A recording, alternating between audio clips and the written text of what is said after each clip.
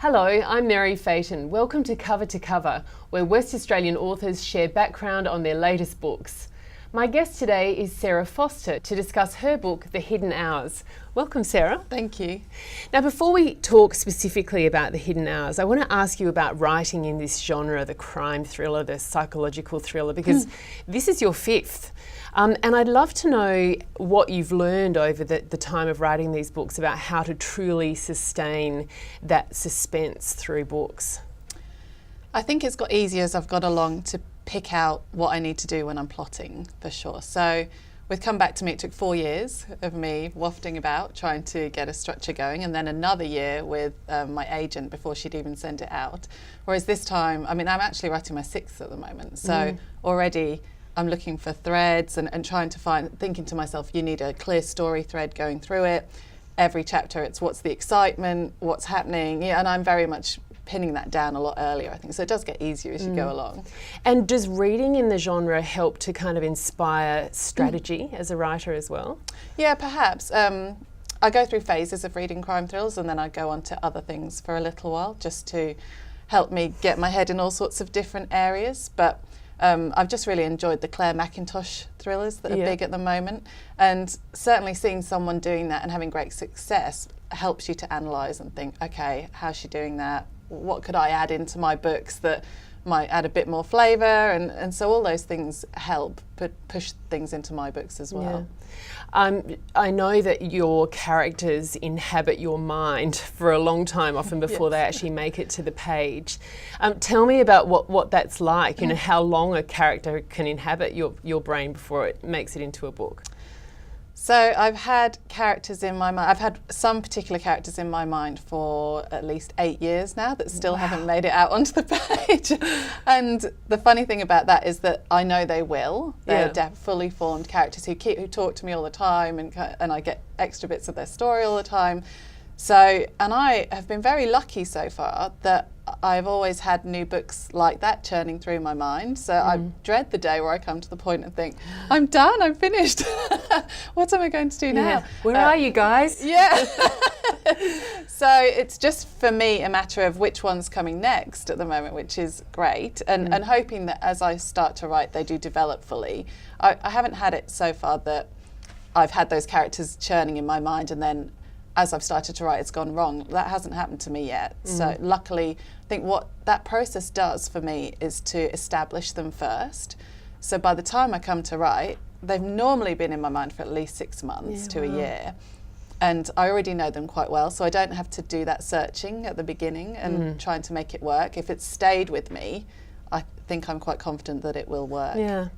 I'm interested in the plotting and planning with thrillers, particularly. And while I was reading The Hidden Hours, I saw Natasha Lester, who we've had on this program, and I know you're in a writers group with her, aren't you? She posted a piece about a plan and how at each point, at the end of each chapter, you would write down what the reader knows about what's going on to really kind of get a sense of how to string it out through the book. Is that a tool that you use?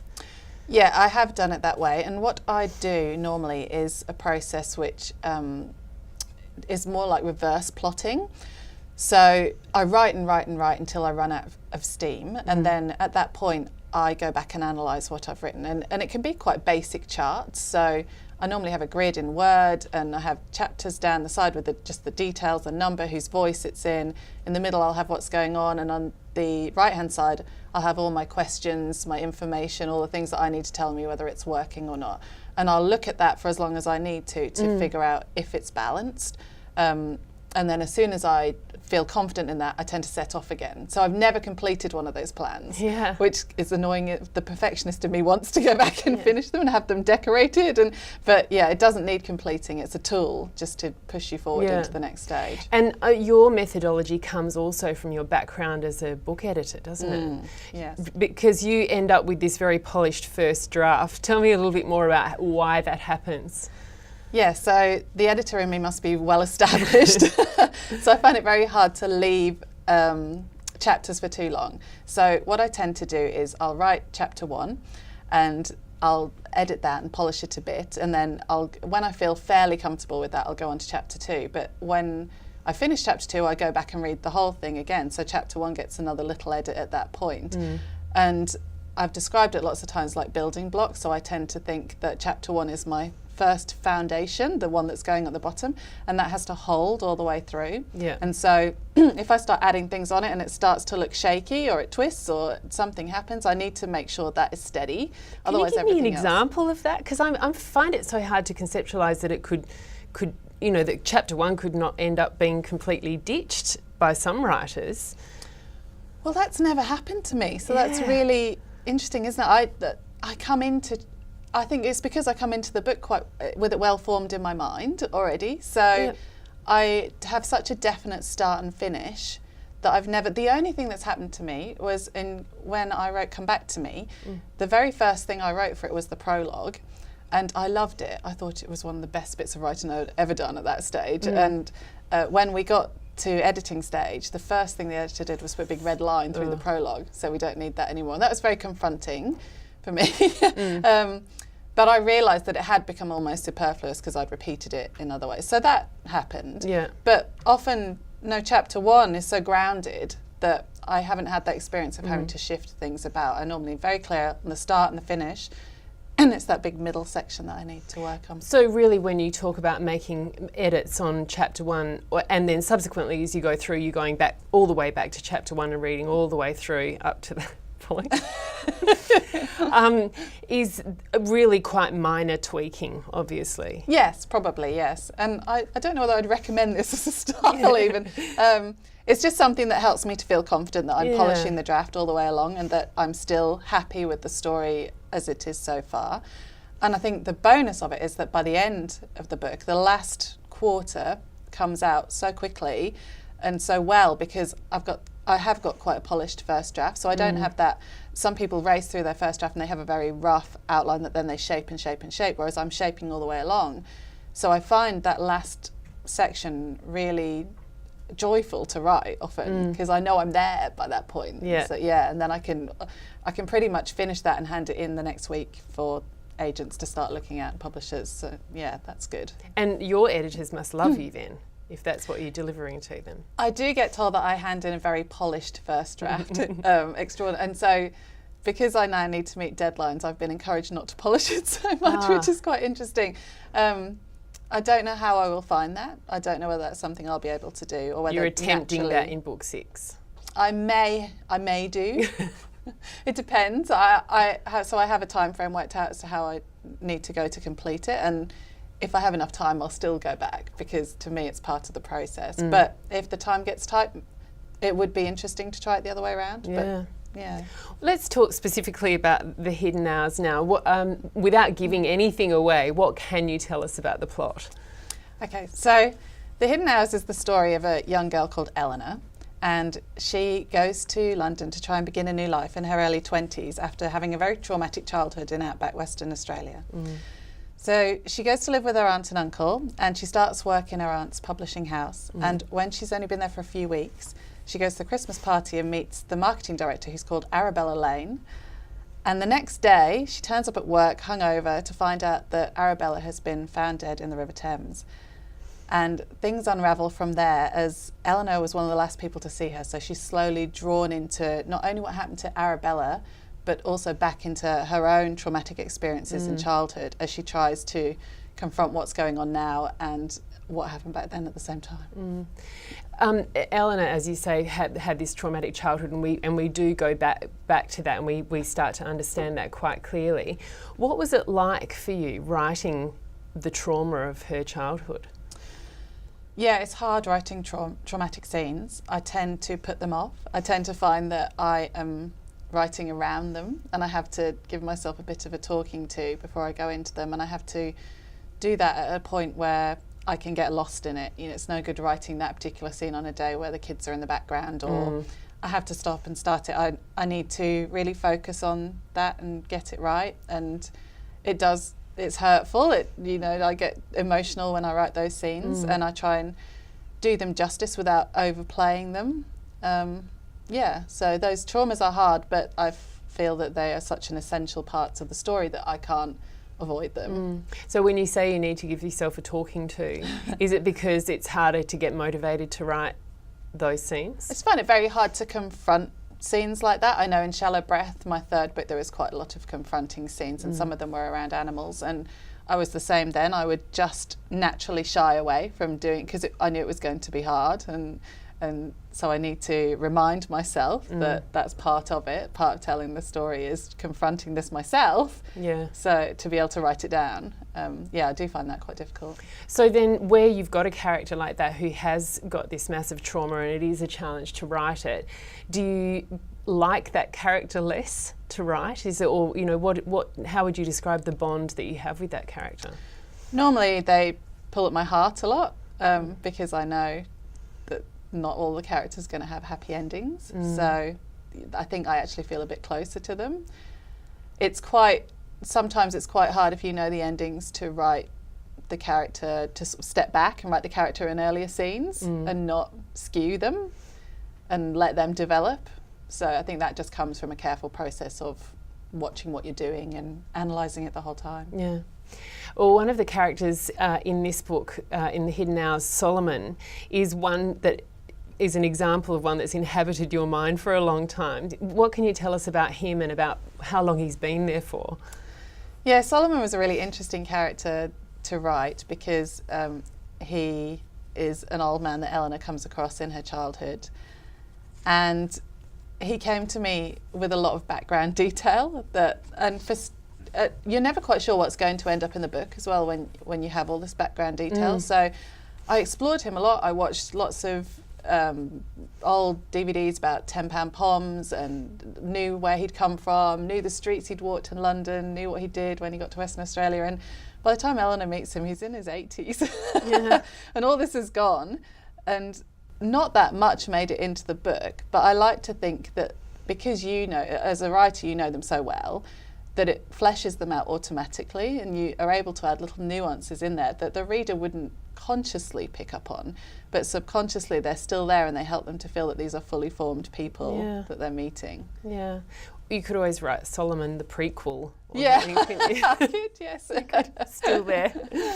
I wanted to ask you about, on the front of The Hidden Hours, you've got this gold sticker, and it says, love it or your money back, guaranteed read.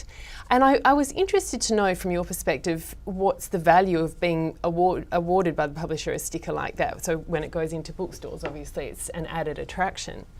Yeah, I think it's fantastic. I feel very fortunate when I get those stickers on my books. I've had them on a couple of my books, and it's just when you are competing in such a competitive marketplace, anything that helps you stand out, anything that helps the reader, new readers have confidence in what they're going to find in your book is a bonus. So I think that's a brilliant idea, and they don't do it for all the books, so you're very honoured when you get a sticker like that. So are you ever given a sense of what difference it's made in terms of sales, or it's...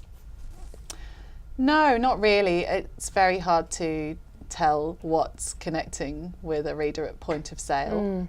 So it could be the cover, it could be the sticker, it could be the quote on it. I'm very lucky to have a quote from Jane Harper on my book, who's had a massive book last year.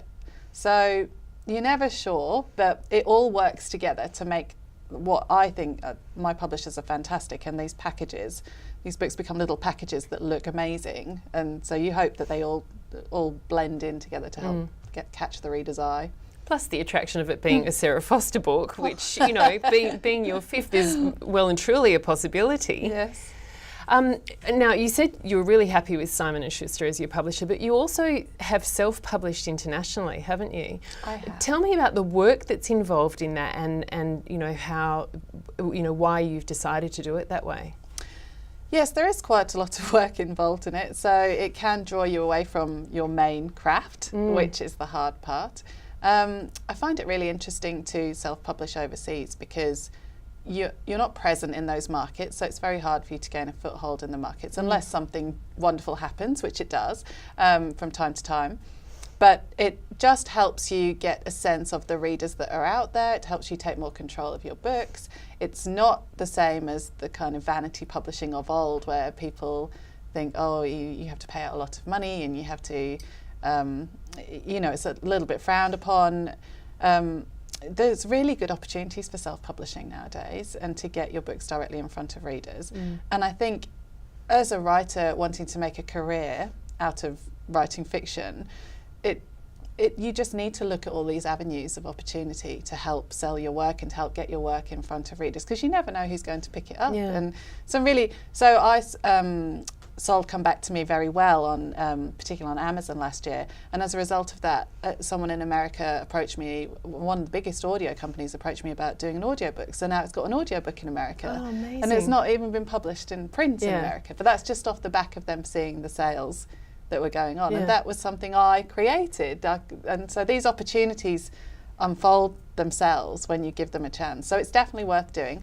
And I would say to writers that want to do it, and one of the hard things about being a writer is waiting for all those answers when you send things out to publishers.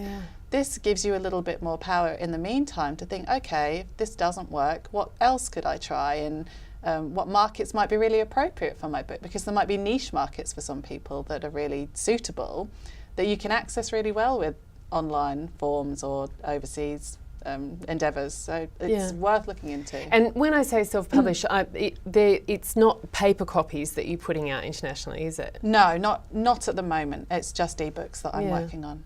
And it's interesting that you talk about the niche, because I was going to ask you about the importance, particularly in the thriller genre, about the importance of blogs and the other ways in which this information is disseminated to an audience that are to do with social media. I think social media is a fantastic tool. It's kind of like looking down a massive chasm and thinking, how do I approach this? So I think you need a strategy. I wouldn't say that I have got my strategy completely sorted, because every time I get too drawn into it, I think I must focus on the writing, and having a young family, it means that your time is limited, and so there's only so much you can do. So I like to, some things I prefer more than others. So I try and make sure my website's up to date and keep some of the other social media channels going as much as I can. Do a newsletter that comes out every couple of months.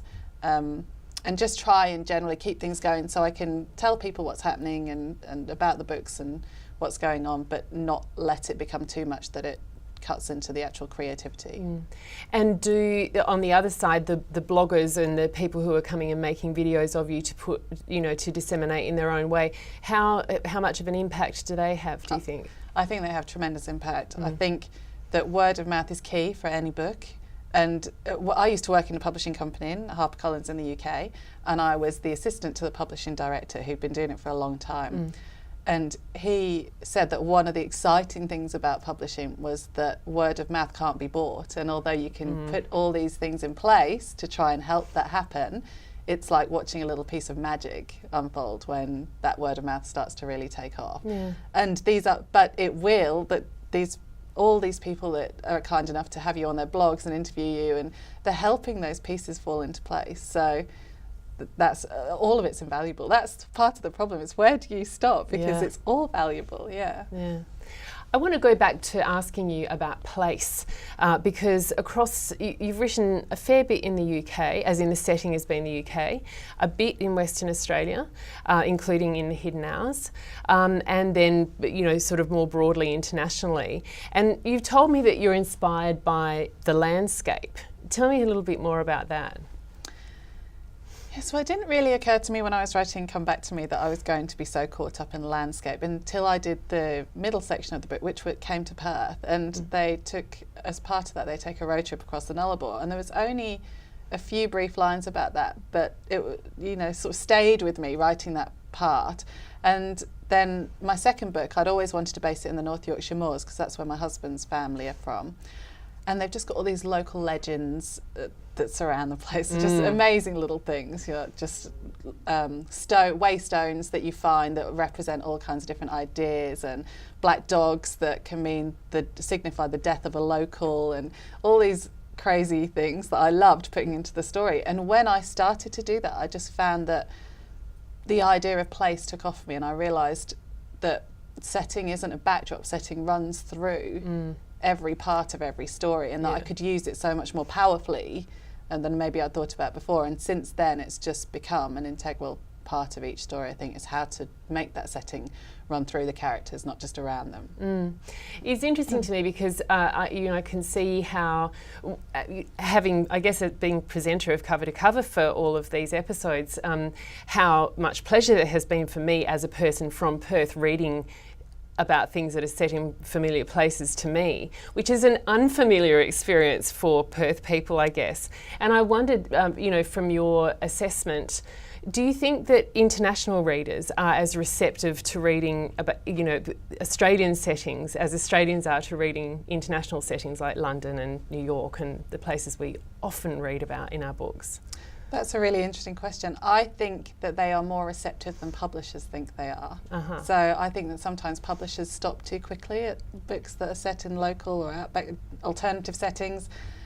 And I think the readers are happy to engage with those when they find them. It's finding them that's the difficulty sometimes. But I think that they love it when they find something different. And all the feedback I've found about the books that I've written, which have been very localised settings, the North Yorkshire moors in particular, but people love it. People get right into these superstitions and want to go there afterwards. I've had people say they've been there because of these books, which is amazing. So. Well, I don't think there'd be a person, probably a person of over 40 who wouldn't remember the Moors murders as well. So that's an instant association. Well, that's true, yeah.